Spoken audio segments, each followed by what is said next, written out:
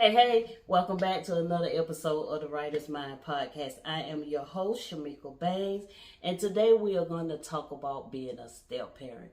To me, it's very important that step parents, biological parents, all work together, all get along for the good of the kids. Because to me, it helps the kid feel more safe, protected. Kids do not like when their parents break up. So when they see mom, dad, and the step parent all getting along, it helps them to be calm. It makes the atmosphere calm and more safe. Today, I have the lovely, the beautiful Miss Shanika Baines. And a side note, just so you all know, I am the ex-wife of Chairman Marcelo Baines, and this is the new wife.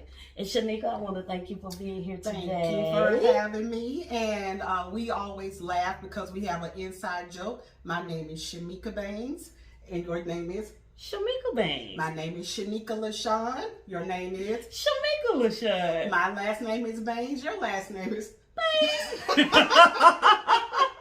It is what it is, but we always have that running joke. So I was really excited to get invited to this podcast because I feel like this is something that we're not talking about enough, in a community or just worldwide.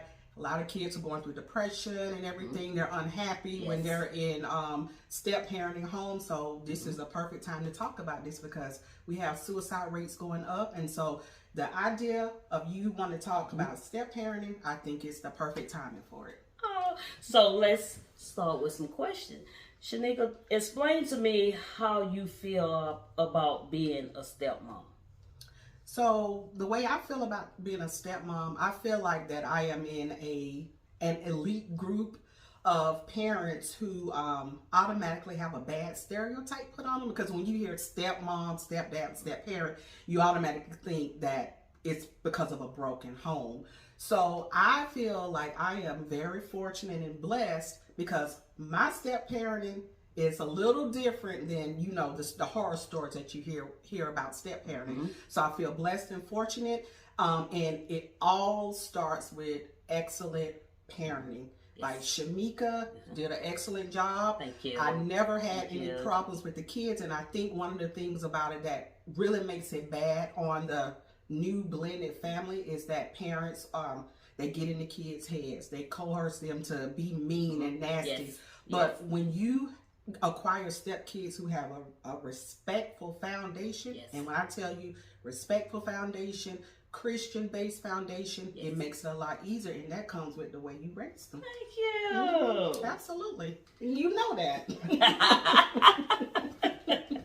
I want to say this because I remember the first day that Love Bug is her daughter, my stepdaughter. That's right. Her name is Baylor, but she's my Love Bug. That's right. When she came there that night, I had some hurt in me, but she was crying and her daddy couldn't handle her. So I went in the closet and I prayed and I told God, help me, because this child ain't asked to be here. No matter what the circumstances are, what was, what is, but I gotta help take care of this child. And from that moment, when I came out that closet, from that moment forward, I have loved that child. I treat that child as if she's my very own child, and that child loved me. That child called me her mommy, and I call her my love bug, and we get along well. And I never told her that I was her stepmom. I always told her that I'm your second mom. That's right. That's right. And even when Love Bug, which is Bailey, when she was little, she used to say,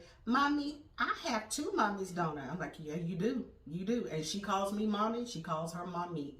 But me, Shamika, don't treat her any different than anybody else. Right. So the next question for you, what was one of the struggles when you first started step parenting, if there was one? Yeah, the struggle that I have, I think it's common. And for me, it was knowing my boundaries as a stepmom, making sure that I understood my role and I wasn't overstepping my role and stepping into Shamika's boundaries. And what I mean by that, it could be little stuff like conversations that the kids are talking to you about, and you may be like, I don't know if I need to talk to y'all about that. That may be something your mama wants to do. And so being a mom who actually brought more kids into this blended family, you want to do as much for the step kids and do things for them and buy things for them, but you still have to know the boundaries. Like, now, I don't want to feel like I'm doing too much and overstepping Shamika's boundaries, because Shamika is a 100% hands down, all hands on deck mom. So that was the struggle for me, is really understanding how far to go with the kids without overstepping my boundaries as a stepmom and stepping into the real mom, the biological mom's arena. So, like, if at any time my kid was to do something, like, did you feel like you could get on to them, or did you just automatically let Marcella deal with that? Well, your kids have never done anything. I was like, okay, you need to handle this. Okay. But there is a parenting method, a step parenting method called Nacho parenting. Okay. And what Nacho parenting is a way of parenting where you step back and you let the biological parent do all the discipline. Okay. So if I saw something that was going on, then I would need to be like, look, well, I saw this and saw that. Mm-hmm. I ain't had to do that.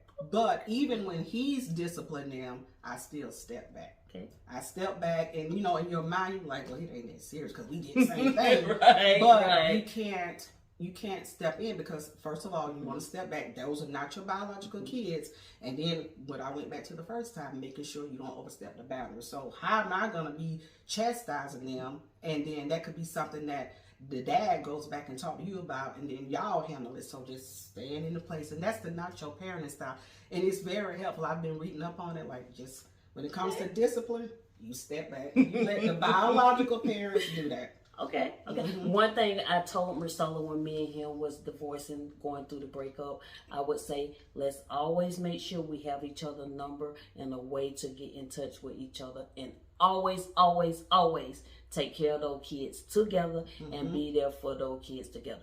So if anything ever happens or have happened to our kid, me and Marcella made sure that we was there to love them, to support them. We worked together on discipline. Now that you is in his life, we include her when we go places. Me and Shanika, we are able to sit in the same room, ride in the same car, be in the same atmosphere. I done been to her house. Here she is at mine. We get along well. There's no bad blood between us. Yeah, and our situation is unique. It's different because that's not normal. Right. And to have that kind of relationship, that takes a lot of maturity, a lot of spiritual background, a lot of maturity to have that relationship. Because what you were talking about earlier, it's important for us to get along so the kids can feel safe. Yes. Even because we do stuff with them together, like we cook together for their graduation cookouts. We sit there, we plan out the menu. You gonna make this? I'm gonna make this. And because they're so family oriented, the kids are, so we have to make them feel safe so they won't feel like, oh, well, I'm uncomfortable at my graduation cookout. I don't want my mama and Shanika to get into it, because we don't do that. Like, our relationship is unique. Like, you're not going to see us get in a fight on TikTok. Right. No. But again, that comes with a lot of spiritual foundation. It does. And maturity. It does. It does. I agree with that. Because, like, in the world today, so many people, when they break up, you see that there's hate there. Like, the mom and dad, they start to hate each other. The kids may take side. And then, you know what? I'm not with that. I've always wanted my kids to be kind and respectful. And me too, And I forgive and I move on.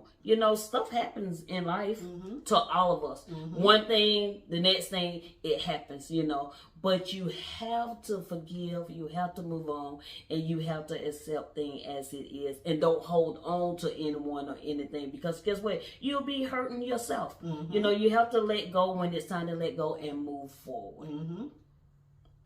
So how important is it for you to have Marcella kids to accept you, like when you first came? Okay. Yeah. It's very important. It is very important, because you don't want the kids to be in a black hole or depressed or suffering, or they don't want to come over there because they're coming to see their dad. So you don't want to ever get in between of a relationship between a kid and a father. So it's very important, and you have to take your time with it. So for all of you who are new step parents or about to be step parents, you got to pull back from the kids. Like, don't try to force them to talk to you, to like you. You have to take it slow. And so what I did, just from the situation where they were brought into, I made sure that I kind of just like let them lead. And gave them their space. Yeah, I gave them their space. I would speak to them and talk to them, but I would never overdo it. And so I feel like what works, because you have to think about it, in a newly step parenting home, you have to be mature enough to say, I'm going to take responsibility and ownership and put the time and effort into making sure that I make this child feel safe, and also making sure that I make this child feel safe enough to know that I'm not trying to be their mom. Right. But at the same time, they have an extra person to love and care for them.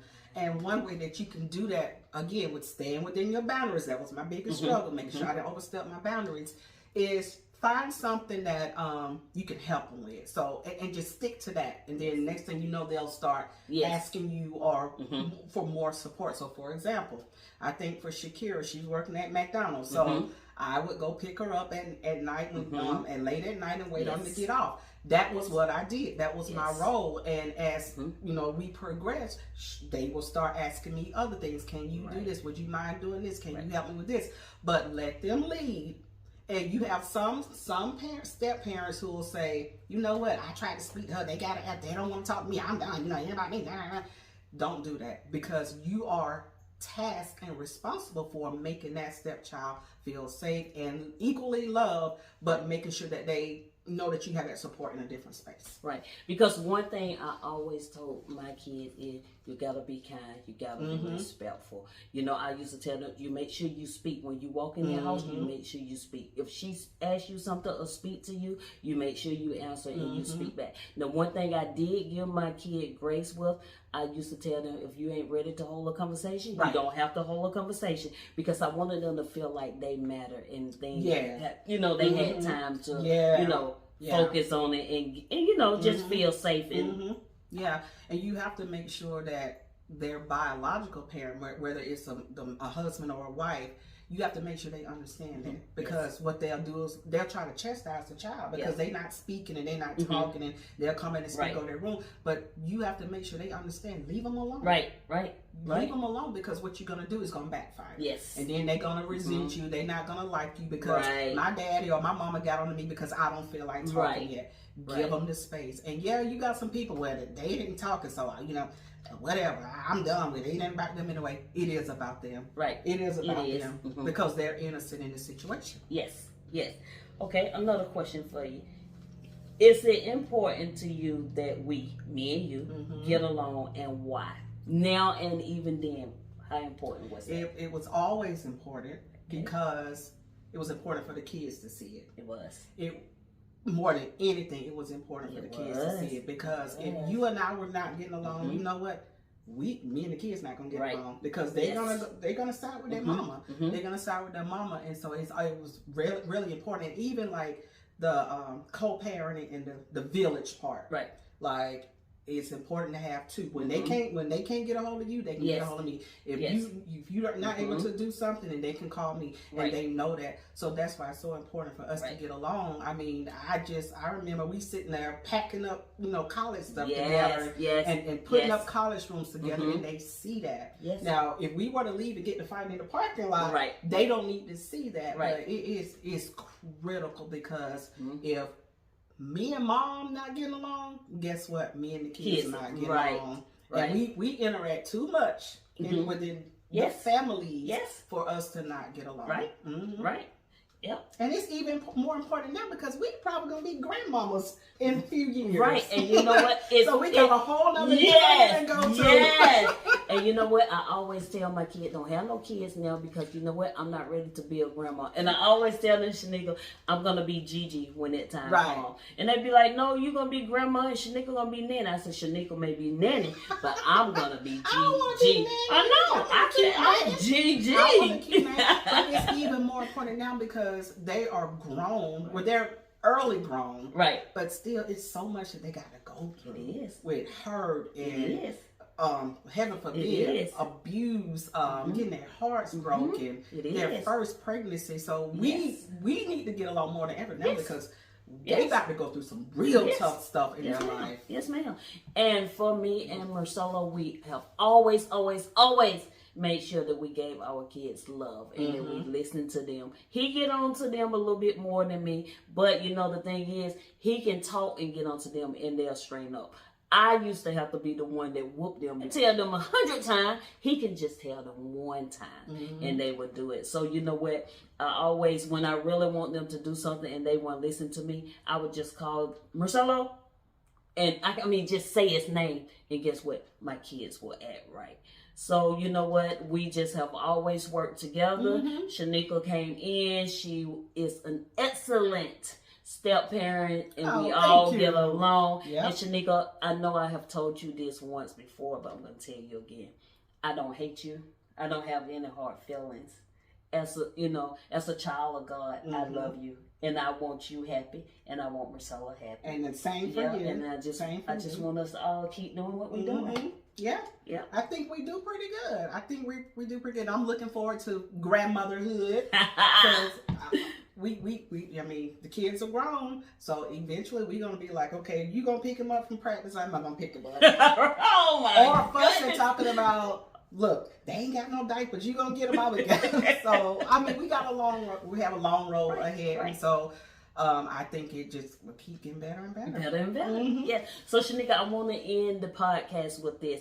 Can you tell something to help encourage someone else? Can you tell them something you learned, some way that you have made improvement so they can help them? It don't gotta necessarily be about this situation here or this moment, but just share something to help someone else. I think for me, the biggest thing that I've learned, and this is from me losing my brother, like all of a sudden, he was like early 40s. Life is just too short. It is so short. If you hate anybody, let it go. If you got animosity, let it go. Live your life. Be happy. Smile. If you have a confrontation, talk it out. If you are somebody with a quick temper and you say, hey, if I talk to this person, I'm going to put my hands on and pray about it. Yes. But life is just too short. We are just too blessed to even be waking up and breathing air today. So live every day with lots of love. Be happy and just stay close to God. And something that I've learned is to forgive. Yes. People, I know sometimes it's hard to forgive people and you be in pain or you may hurt. But you know what? When you forgive, you helped yourself, not necessarily that person. When I was going through different things in my life, I once read something that said to forgive is to set a prisoner free, and you realize that prisoner is you. Because if you don't forgive, it's like you behind bars. You don't move. Some people don't eat. Some people don't get up. You always have that negative thought in your mind. Forgive. Set yourself free so that you can move forward, so that you can go on with being you, doing you, even becoming a better you. That's right. That's right. And so we thank you so much, Shanika, for being here. Thank you, Shanika LaShawn. Yes, Shanika LaShawn. And we're going to end it here, but I want to say this to all of you. Remember that we are always improving and never perfect. Have a good one, you all. Bye-bye. Bye-bye.